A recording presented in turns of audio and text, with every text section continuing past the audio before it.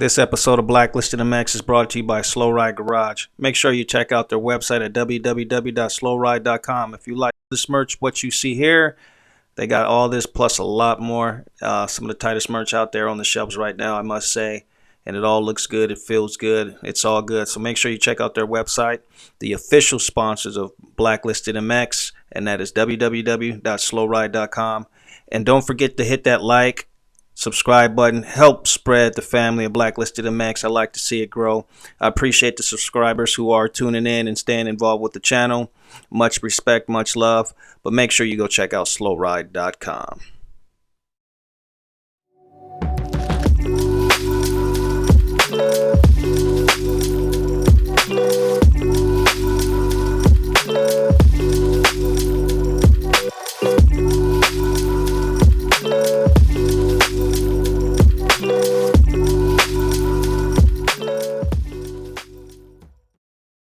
Welcome back to another episode of BlackListed Mx. We're going to take a different turn of direction this time, but it's all part of the process, all part of, BlackListed Mx. Today we got Wade Williams with 141 Fitness. How you doing today, Wade? Good, buddy. Good. Good. We're going to talk about fitness, motocross, hockey, a little bit of everything. You run 141 Fitness, but my question for you, man, is fitness is so important on everybody, not on everybody, but a lot of people focus on fitness and nutrition, and it's changed quite a few lives, after they start to get dialed into it. And some people, everybody has different agendas, what their goals are, right? So say if I came into your gym and I just wanted to focus on leg strength and something like that, I can go and pursue that. But with all these different types of goals and stuff with people, where did your story begin before there was even a 141 Fitness? How did you get into fitness? Was it because you played sports and that led up into it? I mean, where did this all start for you? Yeah, so first off, I'm from a small town called Chatham, Ontario. Basically, I got into dirt bikes at a really late age. And for me, it was always my parents were a little bit on the, I wouldn't say financially harder side of it. But so getting bikes and stuff like that, it was I only ran stock bikes. I couldn't do a top end per year. I wasn't on that high level program. So that's kind of what turned me on specifically to the fitness and motocross, because I wasn't riding all the time, right? If you can't get out 2 times a week or something like that, right? My first thought was, well, I better be able to do enough in the gym so that I could, when I go racing and stuff like that, I can compete with guys who might be riding more than myself.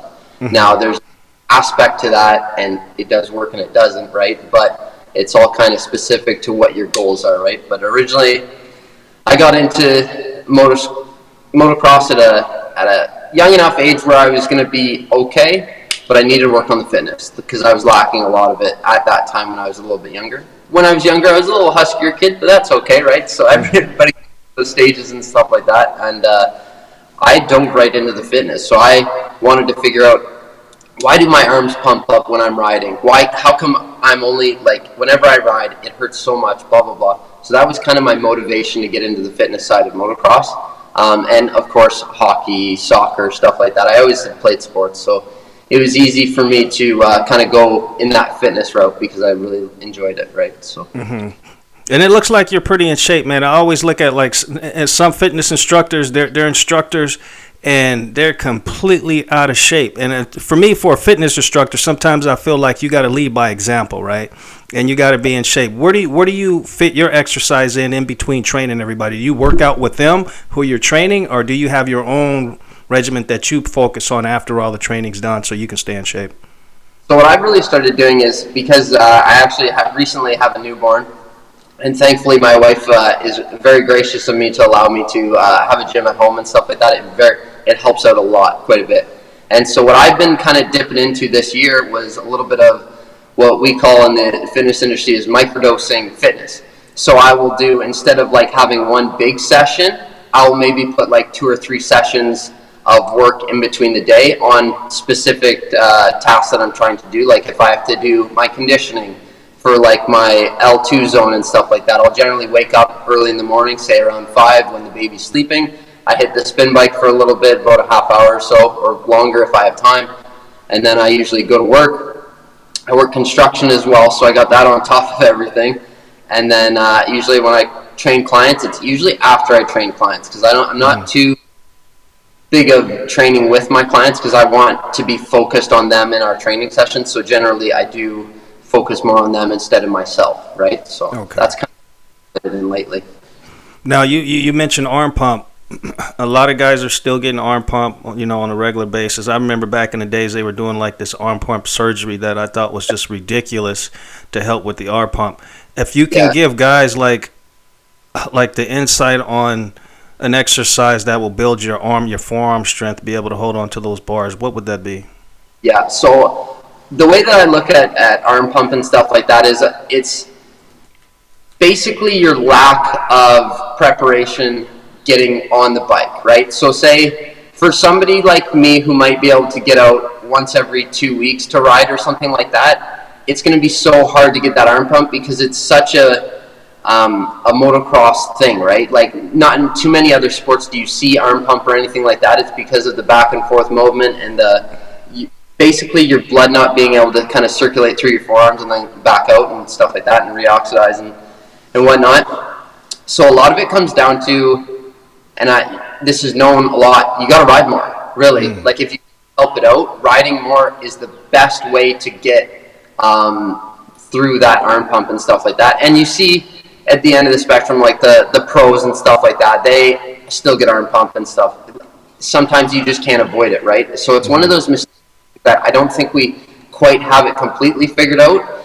But if you want it to be better, obviously working out, training, having a plan, doing your aerobic capacity training and stuff like that, doing your strength training, doing your grip work, right? So in order to have that extra muscle to kind of do it, but as well as bike technique, right? Like if you're holding on to the bars with your arms and you're rocking back and forth and you're not using the rest of your body in order to ride, it's going to put a lot of stress on your arms, right? So, and that's one thing. I think a lot of it comes down to technique on the bike as well as riding, as well as everything, really.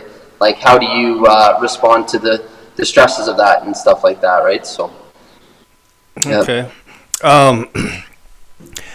Now, before you even started with 141 Fitness, were you a hockey coach prior to that, or how did coaching become like involved with your 141 Fitness? Which one came first?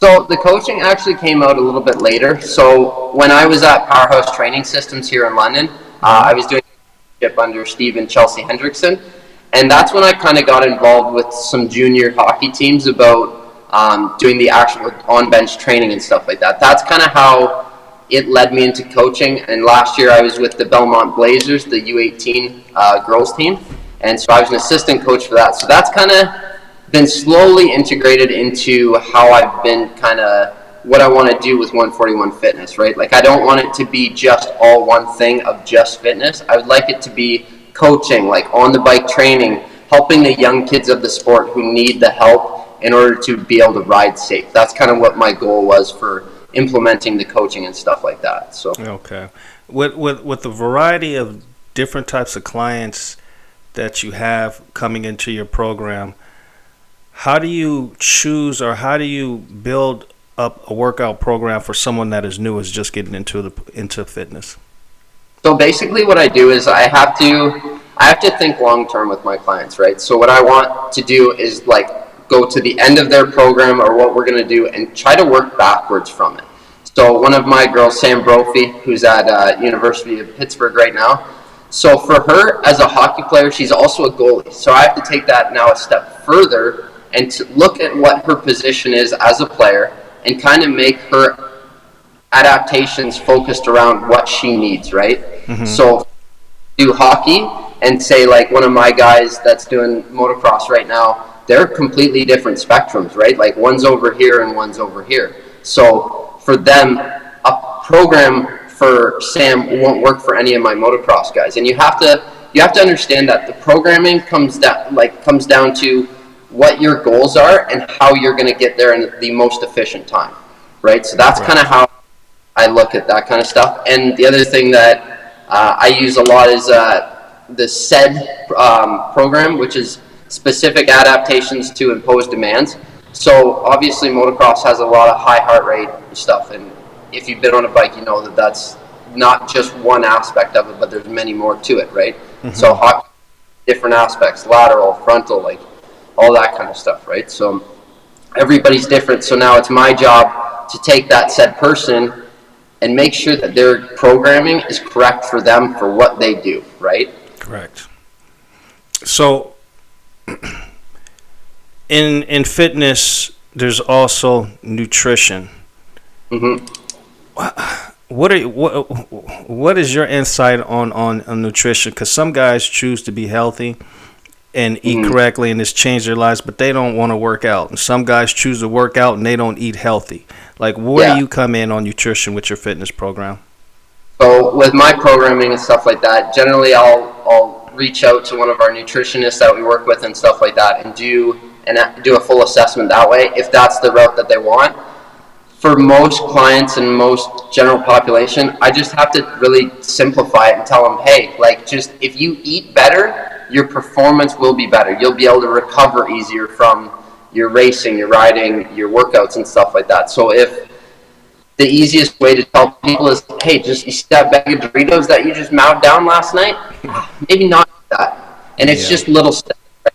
So maybe have a plate of veggies instead, right? So the simpler it is for people, the best it is. And the one thing that I've truly found is that a diet doesn't work unless you can maintain it, right? Yes. So you see people who are carnivores, you see people who are vegetarians. If that works for them for a long time, perfect. Do that. That's what you need to do, right? So, but what I try to discourage people is from going back and forth off of different diets, and then, you know, you're kind of fluctuating your hormones. You're getting more into it than just eating, right? So there's a lot, but I just try to simplify it for everybody, because half the time, you know, we all come into our temptations, right? Like, you know, after a big hockey game, maybe I eat a bowl of ice cream, right? Like, that's right. So it's kind of, take it with a grain of salt, but I just try to keep it simple for everybody. Okay. Yeah, see, that I believe like that's one of the hardest struggles in between nutrition is it's just trying to find those balanced meals to eat because of what you're accustomed to eating. I've been a vegetarian for over 20 years, and but that doesn't mean that I eat healthy because I'm a vegetarian, right? You got fat ass vegans to walking around here and fat vegetarians. It doesn't matter, right?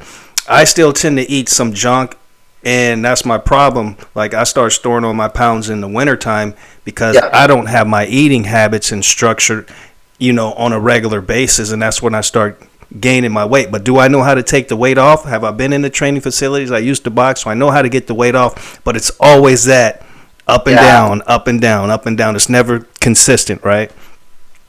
Yeah. So so let me ask you this. If you had to pick one, only one, would you pick fitness or would you pick nutrition over the other? I would pick nutrition, honestly, because you can't outwork a bad diet, really. Yeah. In the end of the day, that is truthful 100 times over. You cannot outwork a bad diet. And what you fuel yourself, if it's not nutrient dense, if you're not, your work in the gym is not gonna pay off, or you're not gonna see your results, right? Because it's your body. You're not allowing your body to adapt in that kind of way, right? So exactly. Now, I know we talked about meals and stuff for your clients, but do you actually, you work with a nutrition, but do you actually have set meal plans? Because like you said, everybody eats different. Do you find something that works for them and then try to get them to stick to it, or do you try to get them to slowly ease out of their bad eating habits and try to introduce some stuff that's good that maybe they can compensate for the stuff that's bad? How do you like blend everything together as you get a new client? Yeah, so what I do, basically, it's all I'm based off of that client, right? If I notice that client, I give them like an eating program or something like that, which I don't generally like to do, because I think that you get that pushback from clients that just can't maintain it, or life gets in the way, or, you know, they have a social life and they go out with their buddies and they go for drinking. So I tried to kind of make it conscious choice for them to eat this stuff, and I will implement like, hey, like maybe instead of like your big meal that you're going to eat, maybe have a couple smaller meals, maybe front load your protein in the morning and stuff like that. I find for myself that helps me, so it keeps me less hungry than I usually would be if I'm eating like a bunch of carbs in the morning, right? So it's all about that individual person's need and what they can do. Because if at the end of the day I can scream and shout as loud as I can, like, you need to be on this eating program, need to do this, at the end of the day some people will listen, some people won't. So it's kind of better off for not stress over that stuff and to just let them kind of do their stuff. Because if you have a really motivated person, they will do the work, right? So that's I kind of leave it up to them in that aspect. Okay, and we discussed a little bit about Moto, and you're integrating your program with some of the Moto guys. How did you get into coaching Moto guys? Was it because you rode and you raced and you introduced it to some guys? How did you get your first clients to actually come on board with you and start training? So with me, so I've been around, so here in Ontario we have the Thames Valley Riders Association and stuff like that. So I've been racing with them for 15 years now, and I've kind of always been around it, but I've noticed the need to help guys at the higher levels. So I never got myself to the highest level, so I never went pro, so I was maybe okay at intermediate, and then I didn't really go too much further than that. But found that there's something missing in our industry about fitness, and a lot of it comes from the strength and conditioning side of like big stick and ball sports hasn't integrated into our moto sports. So there's many different methodologies and stuff like that are being used in other stick and ball sports that could be implemented into motocross to help everybody be better riders, right? Like the guys in the States, we get a lot of our information from them, right? So whatever you see on Instagram or whatever you see on YouTube of like Chase Sexton or Eli Tomac and their training and stuff like that, but a lot of it's being held very secretive for some reason, which I hate to see that in our industry, because at the end of the day, what we try to do at 141 Fitness is to enhance everybody. So whether we give out that free content or we give out like free trials and stuff like that, we just want to help you moto people get better at your sport. And for like say a dad like myself, right, it's just easier. It's way more fun if I can go do 5 laps without dying on the track each day. I have more time to spend with family and friends and stuff like that. And those are the big aspects that we try to treat. But yes, I think that we have a long way to go with motocross and fitness that needs to be brought up more and in a broader spectrum, right? Yeah, I think like today's day and age, like everybody's basing motocross like on fitness now, and you almost like if you want to be the top at your game, you got to have some type of fitness program to go with it, you know. And there's a lot of fitness trainers out there that are good. What makes you any different from the other trainers that are out there? So what makes me different is that I like to do the one-on-one training. I love when guys are coming into the gym and stuff like that, and like working with them one-on-one, helping. The one thing that I really tried to focus on with all my pro guys was to get better mobility, and we need to start on injury prevention, because you're not making any money if you're not on the bike, right? And I feel like growing kids coming up these days, I see a lot more injuries. I see a lot more knee injuries. I see a lot more shoulder injuries. And that's kind of the thing that I'm trying to start with 141 Fitness, is to remember, like, hey, there are many different facets of fitness that need to be done, right? Like strength training, you got your conditioning training. You know, there's so many different ways of getting to this same point, but we need to focus on all of them at once, right? For me, a lot of these kids now, they don't have enough muscle on their body in order to protect them from impact injuries, and that's what you get from riding dirt bikes, right? A lot of the times, not every time, I understand that. And then being able to have the strength. These bikes are now a 250, the average 250 is 220 pounds.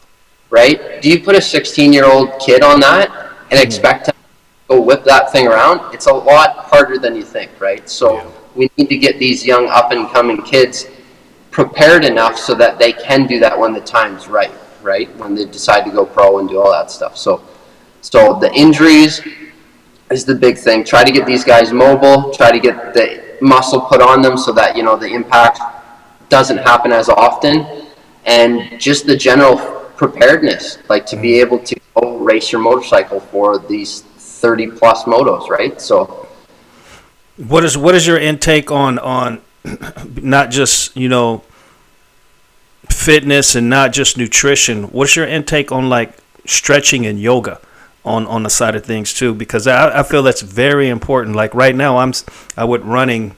I actually went for a walk about a week and a half ago. And I did a little too much. That's my problem. My mind thinks one way and my body tells me something different, right? So I ended up pulling a calf muscle, and then a couple days later I decided, you know, it feels good, I want to go run on it. In about 4 laps I didn't feel any pain. I just felt something pulling my calf muscle again, so that sat me back out again. I believe that stretching is very, very important, and a lot of guys and a lot of women forget about that because you tighten up these muscles and getting so strong that they forget to stretch out, and then that can create an injury as well. What's your intake on yoga and stretching and fitness? So I think there's definitely a place for it, and you see all the top guys. Well, if you think about it, in order to keep your body in tune, there's with all the facets of it, that's just another component, right? So that component's going to be separate than your conditioning component, and then your conditioning is going to be separate than your aerobic conditioning and stuff like that. So yoga is important. You need to be flexible to ride a dirt bike. Now, and I'm saying that because in order to do your turns, you're in a rut. You need that leg to be up. Can your leg get up that far, right? Can you strength enough to hold that leg up above your rad in order to get around that turn, right?